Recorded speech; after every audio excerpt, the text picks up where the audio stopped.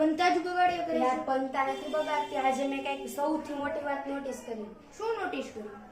એ જો આપણે એક દિવસમાં કુલ કેટલા કલાક આવે? 24. અને એવા આપણી પાસે દિવસો કેટલા? 365. એટલે 365 દિવસોમાં કુલ કલાક ગણે તો 8760. એટલે 8760 કલાકમાંથી આપણે કેટલું નવું શીખી શકીએ છીએ? શું નવું શીખી શકીએ છીએ? 8760 કલાક એટલે તે ક્યારે જોયું કે કોઈને 24 કલાક જ મળતી હોય એક દિવસની અને કોઈ વ્યક્તિને એક દિવસની 28 કલાક મળતી હોય? નહીં. એવું ક્યારેય નથી હોતું. કોઈ વ્યક્તિ 24 કલાક મેળવીને પણ પોતાના ભવિષ્યની અણધારી સફળતા પર પહોંચી શકે છે અને કોઈ વ્યક્તિને 24 કલાક મળવા છતાં તે સમયને વેડફી નાખે છે.